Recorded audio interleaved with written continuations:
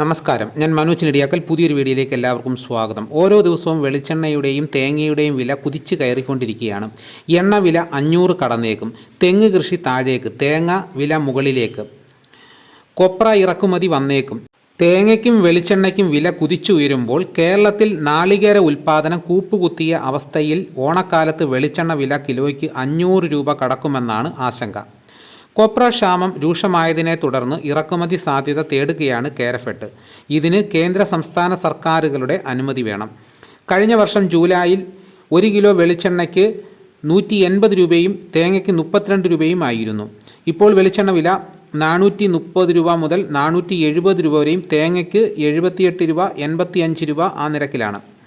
Palm oil, സൂര്യകാന്തി, soybean എണ്ണകളുടെ ഇറക്കുമതി നിയന്ത്രിക്കാൻ 2024 സെപ്റ്റംബറിൽ കേന്ദ്ര സർക്കാർ ഭക്ഷ്യ എണ്ണകളുടെ ഇറക്കുമതി ചുങ്കം 20 മുതൽ 32% വരെ ഉയർത്തിയതോടെ ഇവയുടെ വില ഉയർന്നു.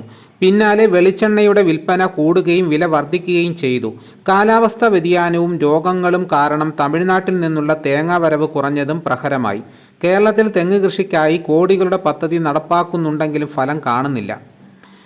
തെങ്ങിൻതോപ്പ് ഇല്ലാതായി. കൊമ്പൻ ചെല്ലി, ചെമ്പൻ ചെല്ലി എന്നിവയുടെ ആക്രമണവും കൂമ്പുചീയൽ, കാറ്റ് വീഴ്ച തുടങ്ങിയ രോഗങ്ങളും കാരണം തെങ്ങുകൾക്ക് വ്യാപക നാശം.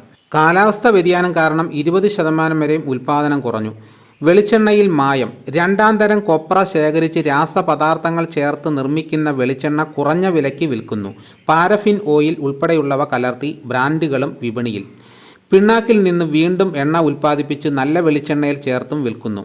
രാസപദാർത്ഥങ്ങൾ ചേർത്ത് ശുദ്ധീകരിക്കുന്നത് ഭക്ഷ്യയോഗ്യമല്ല. Mineral oil, sunflower oil, cotton seed oil എന്നിവ കലർത്തുന്നു. കൃഷി കേരളത്തിലും മറുനാട്ടിലും. കേരളത്തിൽ നാളികേര കൃഷി 7,65,840 ഹെക്ടറിലാണ് കൃഷി ചെയ്യുന്നത്.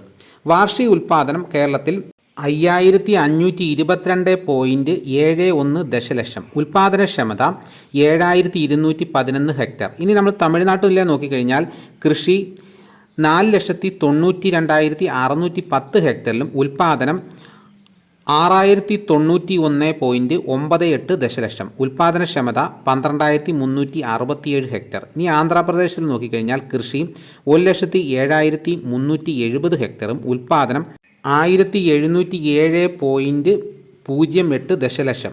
ഉൽപ്പാദനക്ഷമത 15,899 ഹെക്ടർ. ഇനി ഒഡീഷയിൽ നോക്കിക്കഴിഞ്ഞാൽ കൃഷി 54,950 ഹെക്ടറും ഉൽപ്പാദനം 399.43 ദശലക്ഷം. ഉൽപ്പാദനക്ഷമത 7,269 ഹെക്ടർ.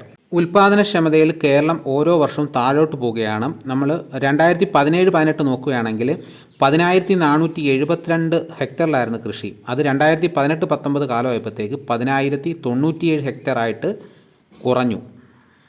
പിന്നെ 2019-20 കാലഘട്ടമായപ്പോഴത്തേക്ക് അത് 9,175 ഹെക്ടറായി കുറഞ്ഞു. 2020-21 കാലയളവിൽ 9,030 ഹെക്ടറായി കുറഞ്ഞു. 2021-22 കാലയളവിൽ 7,215 ഹെക്ടറായിട്ടാണ് കുറഞ്ഞിരിക്കുന്നത്. 2022-23 7,402 ഹെക്ടറായും 2023-24 7,011 ഹെക്ടറായി കുറഞ്ഞിരിക്കുകയാണ് കേരളത്തിൽ. ഇതോടുകൂടി വീഡിയോയുടെ പൂർണ്ണമാകുന്നു. എല്ലാവരും ഒന്ന് ലൈക്ക് ചെയ്ത് സപ്പോർട്ട് ചെയ്യണം. നിങ്ങൾ ആദ്യമായിട്ടാണ് ഈ ചാനൽ കാണുന്നതെങ്കിൽ സബ്സ്ക്രൈബ് ചെയ്യാൻ മറക്കരുത്. മറ്റൊരു വീഡിയോയുമായിട്ട് ഉടനെ എത്താം. എല്ലാവർക്കും എൻ്റെ നന്ദി.